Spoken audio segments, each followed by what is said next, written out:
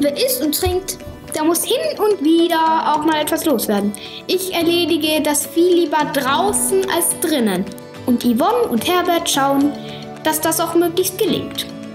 Ich bin Eisbär und ihr seht Eisbär lernt auf eisbär.tv.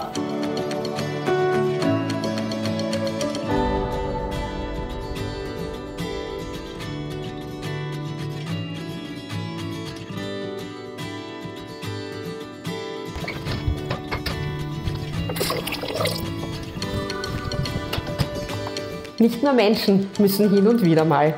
Natürlich auch Hunde. Die gehen aber nicht aufs Klo, sondern, wenn alles gut geht, auf die Wiese vors Haus. Ich bin unlängst mal gefragt worden, wie wir das eigentlich hinbekommen haben, dass Eisbär mit 4 Monaten schon so gut wie sauber war. Eigentlich ist das gar nicht so schwer. Am wichtigsten ist, dass Mensch und Hund einander kennenlernen.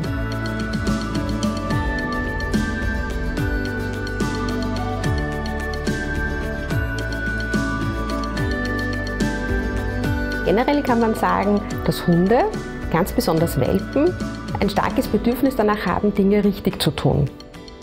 Wenn Mensch ihnen dazu die Gelegenheit gibt, ist das eigentlich schon die halbe Miete.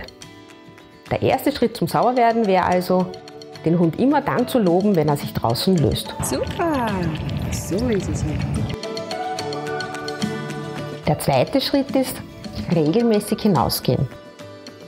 Je jünger der Hund ist, desto öfter. Mit einem jungen Welpen würde ich alle 1,5 bis 2 Stunden hinausgehen. Drittens, ihr müsst den Hund genau beobachten. Wie verhält er sich, bevor er sich löst? Wenn ihr diese Zeichen dann in der Wohnung seht, wisst ihr, es ist Zeit hinunterzugehen.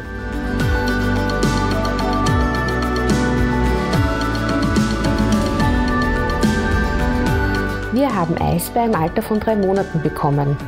Schon damals wurde er merkbar unruhig, wenn er hinaus musste. Wir haben das aber nicht immer gleich bemerkt oder richtig erkannt.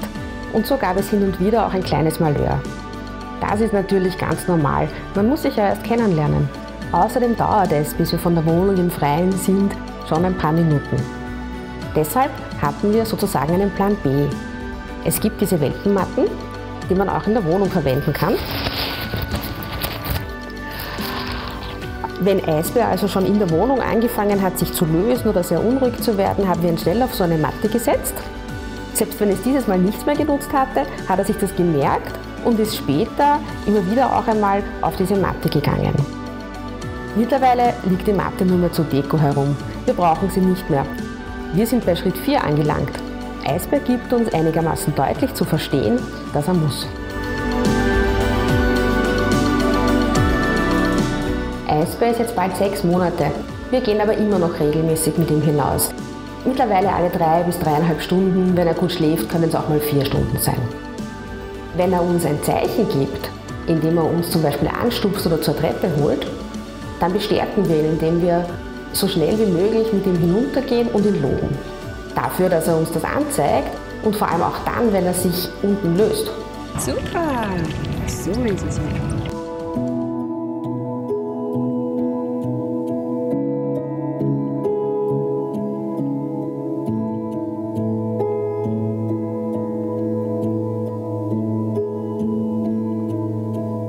Vorsicht!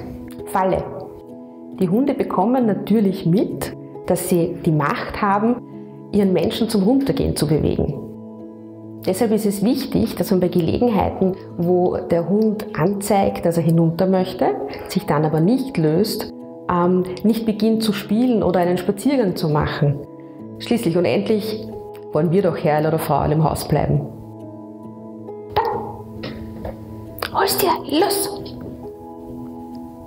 Jawohl! Bravo! Super! So, jetzt noch mal sitzen. So, sitzen. Dankeschön. Na komm. Komm noch mal her. So. Übrigens, in der Nacht sind die Intervalle länger. Zum Glück.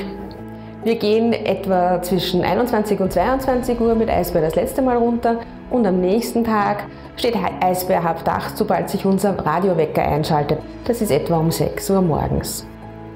Das macht jetzt nicht immer Spaß, mit ihm um diese Zeit schon rauszugehen, hat aber den Vorteil, dass man sowohl am Morgen als auch abends Himmelsstimmungen mitbekommt, die einem sonst entgehen würden.